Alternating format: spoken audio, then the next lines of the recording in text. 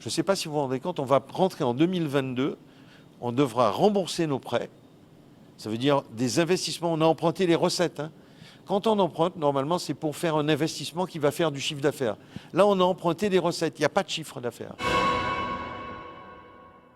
Président Villers-Cotterêts, aujourd'hui, est-ce qu'on peut dire que c'est le grand chelem?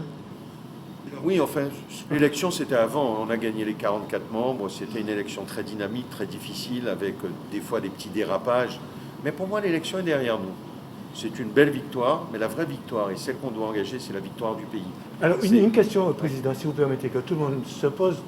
Quel est votre secret? Car vous avez 44 sièges. C'est quasiment du jamais vu. Alors, le secret, c'est d'abord d'aller visiter toutes les entreprises. J'ai sillonné le pays comme peut-être aucun de mes prédécesseurs ne l'a jamais fait. J'ai discuté avec les entreprises. Au-delà de cette campagne de terrain, les gens ont compris que lorsque vous êtes en situation de difficulté, lorsque finalement tout le monde a un peu peur de ce qui peut se passer le lendemain, il y a une confiance au président qui est déjà là et qui a pris les manettes et qui sait comment faire pour tenir le bateau. Et donc je pense que ce n'était pas le moment de changer de président et c'est probablement ce qui nous a permis d'avoir les 44 sièges. Franchement, j'en espérais pas autant, mais je n'ai jamais douté de notre victoire. Premièrement, on vit une période qui est extrêmement compliquée. Il ne s'agit même pas de dire est-ce qu'il y aura du changement. Ce qu'il faut maintenant, c'est faire en sorte que le plus grand nombre d'entreprises survivent. Je ne sais pas si vous vous rendez compte, on va rentrer en 2022, on devra rembourser nos prêts. Ça veut dire des investissements, on a emprunté les recettes. Quand on emprunte, normalement, c'est pour faire un investissement qui va faire du chiffre d'affaires. Là, on a emprunté des recettes, il n'y a pas de chiffre d'affaires. Donc toutes les entreprises sont en grande difficulté et ce qu'on veut essayer de faire, c'est trouver avec l'État le moyen de sauver le maximum d'entreprises. Parce que si on ne le fait pas, ça va être l'effondrement de notre économie. Ce qui veut dire que nous allons perdre des salaires, nous allons perdre des employés et ces employés, ce sont nos consommateurs. Et c'est là qu'on peut avoir peur. C'est ce qu'on appelle plus généralement la déflation. C'est ce qu'on appelle, à un moment donné, quand tout le monde attend pour consommer parce que ce n'est pas le bon moment. Et le mot que j'aime pas, mais je vais vous le lâcher, c'est ce qu'on appelle, en règle générale, dans nos économies, la récession. Il ne faut pas que nous rentrions en Guadeloupe en récession, parce que si c'est ça, on va perdre énormément d'emplois et ça va être la catastrophe et la crise économique. On a vu donc qu'il y a une confiance des chefs d'entreprise. Est-ce qu'aujourd'hui la présence du préfet marque aussi une certaine confiance dans l'accompagnement des chefs d'entreprise en Guadeloupe? Mais je pense que, bon, vous savez, on est un établissement public de l'État. Le préfet a rappelé nos missions. Nos missions, c'est d'accompagner, de développer les entreprises, d'aider l'État dans toutes leurs missions en faveur des entreprises. Je crois qu'on l'a toujours bien fait, mais on le fait aussi avec les régions, on le fait aussi avec les EPCI.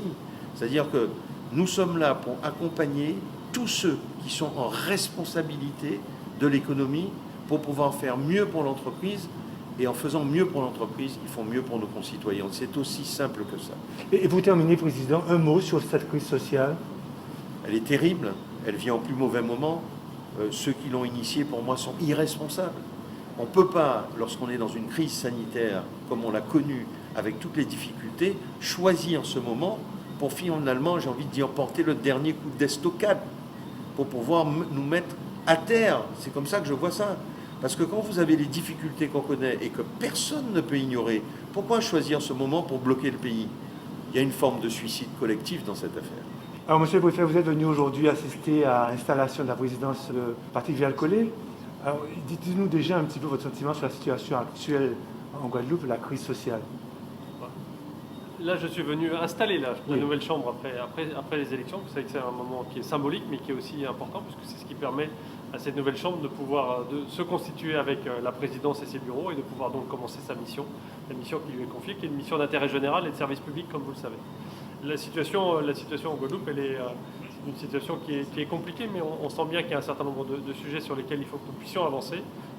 On travaille aujourd'hui beaucoup sur un plan pour la jeunesse de Guadeloupe. Vous le savez, il y a 3 ateliers qui ont été lancés depuis hier, qui sont continués aujourd'hui. Certains vont se continuer jeudi.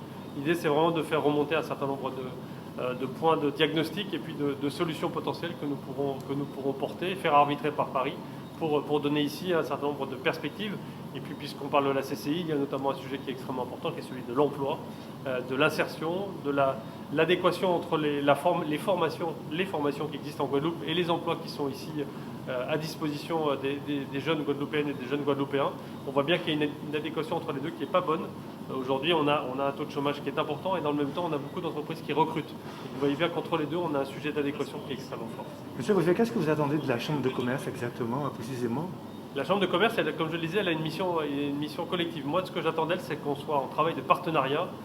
C'est un travail que moi sur lequel j'essaie de militer depuis que je suis ici, puisque je pense que c'est ensemble qu'on peut arriver à faire quelque chose.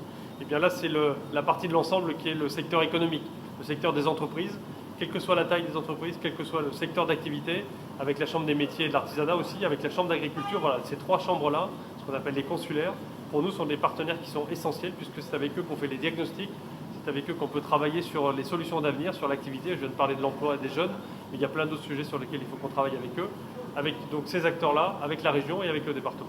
Alors, monsieur le préfet, vous disiez dans votre discours que ça fait à peu près plus d'un an et demi que vous êtes en Guadeloupe. Justement, alors, quelle appréciation pouvez-vous faire des entreprises guadeloupéennes? Ça fait 1 an et demi que je suis ici, alors c'est pas lié à ma venue, mais ça fait 1 an et demi qu'on est en crise sanitaire du Covid. Et donc voilà, c'est ce qui me désole beaucoup, puisque on voit bien que toutes ces entreprises, toute cette activité économique en Guadeloupe, elle est riche de beaucoup de capacités, elle est riche de beaucoup de savoir-faire, d'expérience, de compétences, et en même temps aujourd'hui elle est diminuée parce qu'on a la crise Covid qui arrive, parce qu'on n'arrive pas à avoir une protection collective suffisante pour imaginer l'avenir avec sérénité. Et puis aujourd'hui on a des difficultés sociales, donc on voit bien qu'on est à l'aube d'une renaissance, et on est à l'aube d'une relance très forte, et c'est là-dessus qu'il faut qu'on mise. Une dernière question, qu'est-ce que vous attendez exactement du nouveau président de la Chambre de commerce? Eh bien, qu'il soit à la disposition de l'ensemble de ses mandants, c'est-à-dire l'ensemble des entreprises, qui soient leurs représentants.